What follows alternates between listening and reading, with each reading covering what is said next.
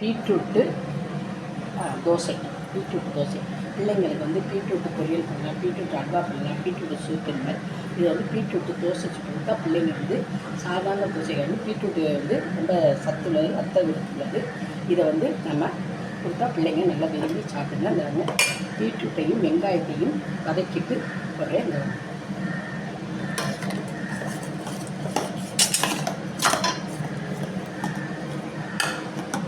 இந்த நல்லா விரும்பி சாப்பிடுங்க பிள்ளைங்க.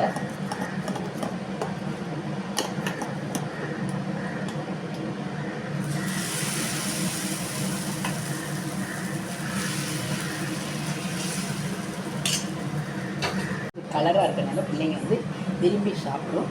இந்த ஹீமோகுளோபினையும் உருவாக்கும், அது ரத்தத்துக்கு நல்லது. இதை வந்து இந்த மாதிரி சாயங்கால நேரத்துலையோ இல்லை மார்னிங் டைப்லையோ இந்த மாதிரி பீட்ரூட்டு தோசை சுட்டு கொடுத்தா இதுக்கு மிளகாய் சட்னி வச்சுக்கணும்.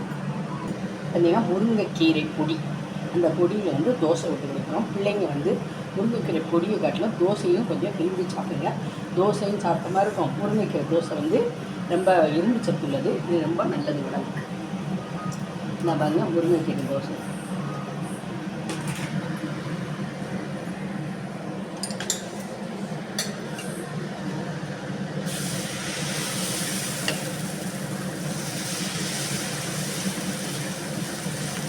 தோசையை ஊற்றிட்டு முருங்கைக்கீரை பொடி அதை வந்து வெங்காயத்தையும் நெய் போட்டு வதக்கிருக்கேன். நான் வரேங்க. இதுவும் ஒரு கலர்ஃபுல்லாகவும் இருக்கும். அதோடு இல்லாமல் பிள்ளைங்க வந்து இதை விரும்பி இப்படி சாப்பிடுங்க. இது வந்து நமக்கு இரும்பு சத்து உள்ளது.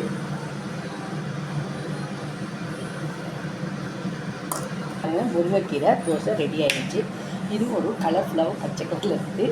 அது வந்து பீட்ரூட் கலர் தோசை. பிள்ளைங்களுக்கு வந்து கொடுத்தா ரொம்ப நல்லது. இந்த மாதிரி உணவுகளை நம்ம கொடுத்தா அதுகளுக்கு ஆரோக்கியமாகவும் இருக்கும். இது நல்ல உணவு. பாருங்கள், முருங்கைக்கீரை பொடியில் செய்த தோசை.